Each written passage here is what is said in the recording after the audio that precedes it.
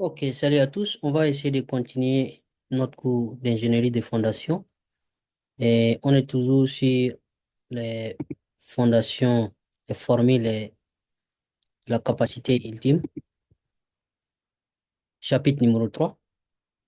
Et on avait parlé des facteurs de sécurité précédemment. On a trois, disons peut-être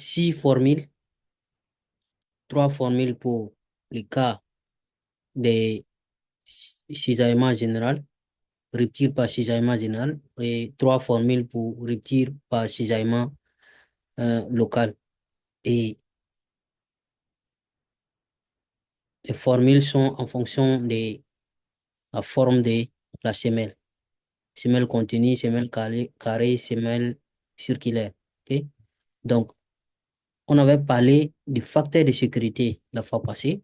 Cette fois-ci, on va s'attaquer à l'influence de l'eau. Quand vous avez de l'eau dans le sol, comment est-ce que le niveau de l'eau va affecter la formule? Quelles sont les modifications qu'on a besoin d'apporter la formule là pour prendre la capacité portante. Ok? C'est ce qu'on doit voir ici. Donc, modification des équations de capacité portante pour la nappe phréatique. Le niveau de la nappe phréatique va affecter la capacité portante. La formule de la capacité portante qu'on a vu, ou bien les formules qu'on a vues précédemment, doivent être modifiées si vous avez de l'eau à côté de la surface à côté du niveau de la semelle. Ok? Donc, je vous rappelle un peu les formules qu'on avait vues précédemment. D'abord, donc voici les formules. On a trois formules ici, une pour chaque type de semelle, semelle continue, semelle carrée et semelle circulaire. Et ces trois qui sont là, c'est pour le cas de mode de rupture par cisaillement général qu'on avait expliqué et puis qui est illustré ici. Ok? On a trois, les mêmes trois là à peu près qui sont modifiés ici, fondation continue, fondation carrée, fondation circulaire. Mais pour le cas où la méthode de rupture, le mode de rupture, c'est cisaillement local. Ok? Mais ces formules qu'on a données là, c'est le cas où la nappe, il n'y a pas d'eau. Ou bien l'eau là est très, très, très long. Le niveau de la nappe phréatique, c'est très profond. C'est dans ces conditions-là qu'on a donné ces formules qui sont là. Et qu'est-ce qui se passe si on a de l'eau près de la semelle ou même au-dessus du niveau de la base de la semelle? Qu'est-ce qu'il faut faire? C'est ce qu'on va voir ici dans cette partie du chapitre. Ok? Je remets juste une des formules ici parce que on a besoin juste. Vous voyez que la structure des formules, c'est la même chose, trois parties. Contribution de la cohésion, contribution de la surcharge, contribution du poids du sol en bas, au-dessus de la semelle. Donc, ces cas, comme je l'ai expliqué, c'est le cas où la nappe phréatique là est en dessous, située en dessous de la fondation, très loin en dessous de la fondation. Ok?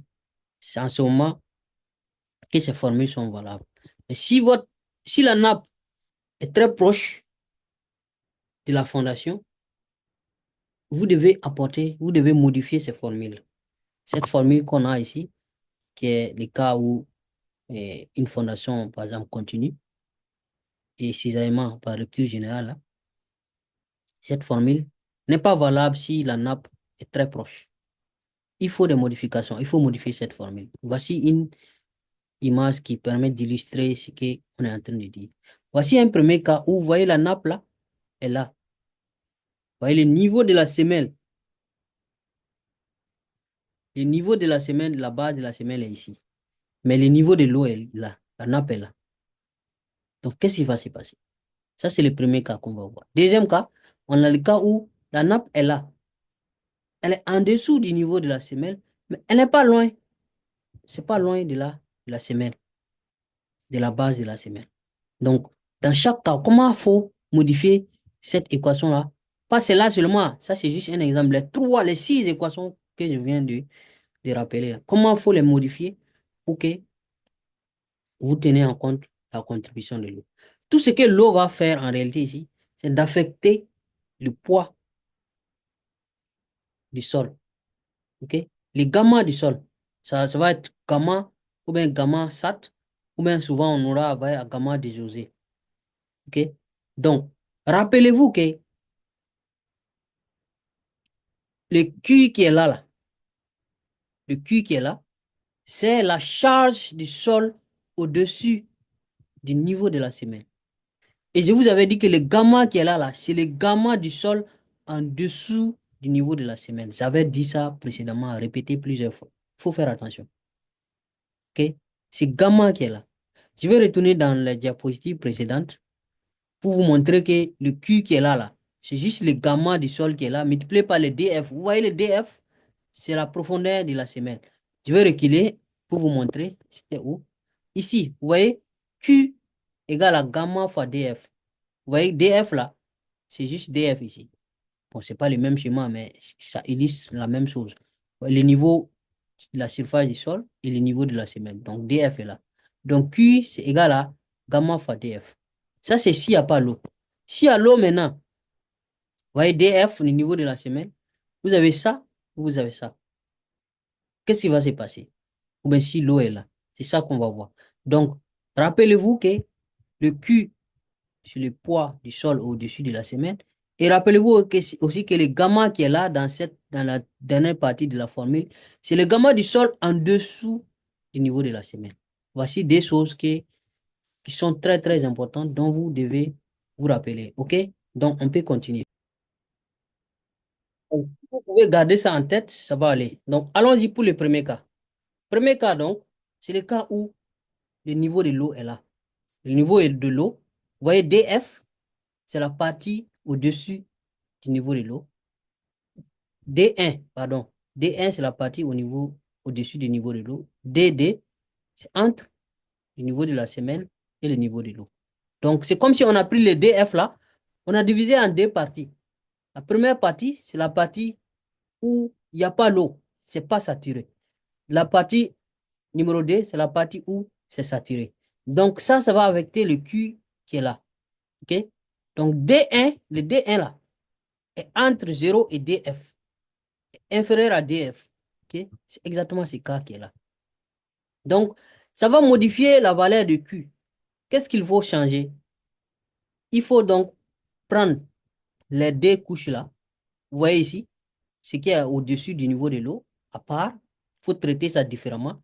Et ce qui est en dessous, il faut traiter ça différemment. Donc, on va s'attaquer à D1 puis DD. Le D1 là, comme il n'y a pas l'eau là-bas, on va faire exactement comme la formule est précédemment. On va prendre le poids unitaire ici, le gamma ici, multiplié par D1, tout simplement. Ça, ce sera la contribution de cette partie qui est ici. Maintenant, pour la partie saturée, parce que nous avons besoin du Q, pour la partie saturée, le DD là, il y aura modification. Vous allez utiliser le gamma déjaugé, le gamma prime. Donc, gamma moins gamma de l'eau. Et voici ce que ça va donner. Donc, D1 fois gamma. Donc, ça, c'est la contribution de cette couche-là. Ce qui est en haut ici, cette limite de la surface au niveau de l'eau.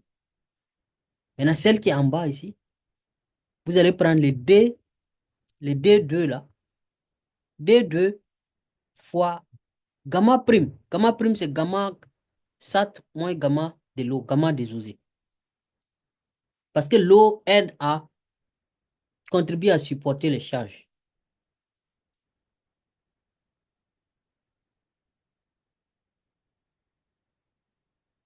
OK?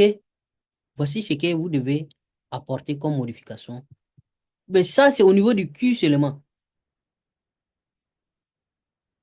Donc, vous voyez, l'eau là, tout ce que l'eau fait, c'est juste changer les gammas.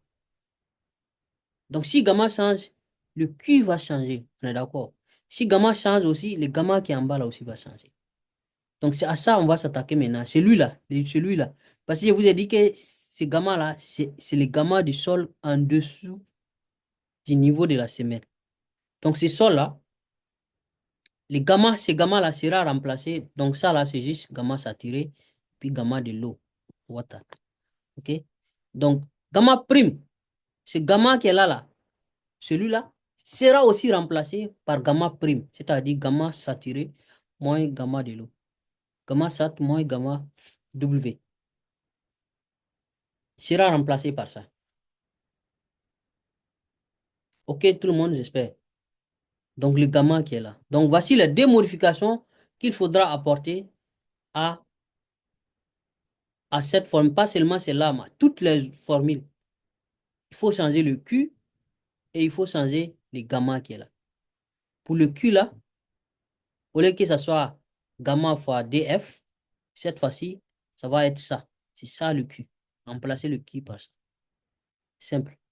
Maintenant, pour ce qui concerne le gamma qui est là, je vous ai dit, ce gamma-là, c'est le gamma du sol en dessous du niveau de la semelle. Donc, remplacer ce gamma-là par le gamma désosé. Donc, gamma prime, c'est-à-dire gamma sat moins gamma W, gamma de l'eau. OK? Ça, c'est le premier cas. Deuxième cas. Deuxième cas, ça sera le cas où on est là maintenant. OK? Deuxième cas. Là, le niveau de l'eau est là, cette fois-ci. OK? Ignorez ce niveau-là. On n'est plus là, hein. Donc, ça veut dire que tout ce qui est en haut ici, là, est sec. Il n'y a pas d'eau. OK? Peut-être on aura la France capillaire, mais on néglige ça. Donc, tout ce qui est en haut ici, c'est dry. Donc, c'est le gamma dry. C'est le gamma simple, on prend. Et tout ce qui est en bas ici, c'est gamma saturé. OK? Donc, en ce moment, qu'est-ce qu'il faut faire? Le niveau de l'eau, de la nappe, est en bas, au-dessus de la semelle. Mais à quelle profondeur? Est-ce que c'est très, très profond? C'est très, très éloigné? Ou bien c'est à côté? Donc, le premier cas qu'on peut avoir, c'est le cas où le niveau est en bas. Mais, vous voyez cette distance D là, c'est cette distance qui doit attirer notre attention. C'est-à-dire la distance entre le niveau de la semelle et le niveau de la nappe. Quelle est cette distance-là? Comparée, comment est cette distance comparée à la largeur de la semelle B? Voici ce qu'il faut aller chercher. Donc, si cette distance est inférieure ou égale à D, si c'est 0, c'est exactement ici, non? Ben, si cette distance est inférieure ou égale à B, la largeur de la semelle, voici les modifications qu'il faut faire. En ce moment, vous voyez que l'eau étant en bas du niveau de la semelle, tout ce qui est en haut du niveau de la semelle, ben, ça sera sec. Donc, on n'aura pas besoin de diviser ça en deux parties.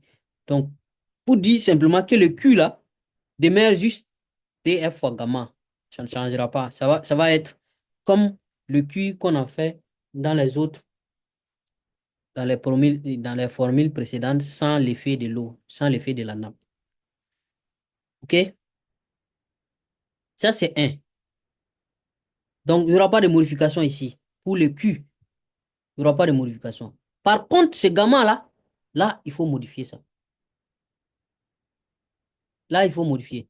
Donc, ici, dans le cas, ce gamma-là, le dernier terme, quand on parle du dernier terme là, c'est ce terme-là, c'est ce groupe-là. Parce que vous voyez qu'il y a trois groupes. Premier terme, deuxième terme, et puis troisième et dernier terme.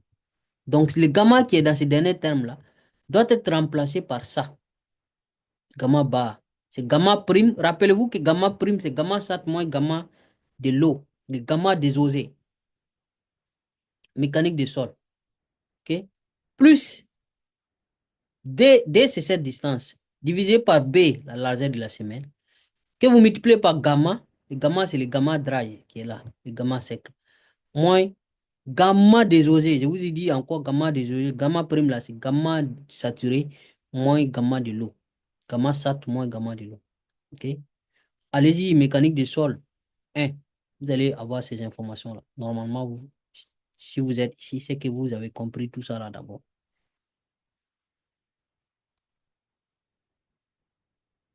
On est d'accord? Donc, en ce moment, remplacez ce gamma qui est là par cette formule. Et puis, le tour est gagné. Voilà. Parce qu'en ce moment, le Q là, la surcharge là, ne sera pas affecté par l'eau. L'eau est carrément en bas ici. Donc, nous, le poids de la surcharge du sol qui est au-dessus là, Ça sera juste DF, la profondeur de la semelle multipliée par les gamma. C'est ça qui va faire le Q. Ça sera exactement comme les formules précédentes. Il y a pas de modification ici. Donc ici, là, il y a une seule modification, c'est le gamma qui est là, qu'il faut remplacer par ça, là. Maintenant, le troisième et dernier cas, j'espère que c'est compris, hein. Le troisième et dernier cas, et une chose, ça là, toutes ces formules-là, c'est des hypothèses où on considère qu'il n'y a pas des forces d'infiltration dans le sol, hein. Voilà. S'il y a force d'infiltration, c'est que ça va être différent, plus compliqué. Toutes ces formules que vous voyez là, c'est des gens qui ont fait les recherches, ok, puis qui ont proposé, hein. C'est pas venu au hasard comme ça. Voilà. Donc, quand vous avez maintenant la même situation qu'ici là, mais par contre, le D qui est là, la distance entre la base de la semaine et le niveau de l'eau, c'est très profond. La distance est très grande comparée à B. C'est très grand. Donc, petit D est supérieur à B, la largeur de la semaine. C'est très profond, ça veut dire que le niveau de l'eau est trop profond. En ce moment, nous, on considère qu'il n'y a pas d'effet. L'eau là n'a pas d'effet. Donc, il n'y a pas aucun effet sur la capacité portante ultime. Donc, on ne fait rien. On garde toujours les formules précédentes là. OK? Donc, pour résumer, vous avez trois cas. Le premier cas, je vais aller en haut. Ici, où le niveau de l'eau est là, il faut des modifications. Première modification, remplacer le Q qui est là par tout ce qui est là, là. Par ça, par cette formule. OK? Le D1, on vous a dit que c'est ça qui est D1. Le D2, c'est ça D1. D2. Voilà, gamma sat, c'est le gamma saturé du sol. Gamma W, c'est le gamma de l'eau. 9,8, vous connaissez. Ça, c'est le premier cas. Donc, remplacer ça, le Q là, par ça. Et aussi remplacer le gamma qui est là, là, par ça, gamma désossé. Ça, c'est le premier cas. Deuxième cas,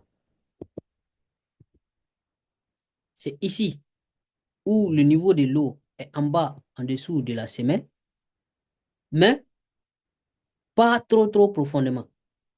Parce que le D là, la distance D là, est inférieure à B.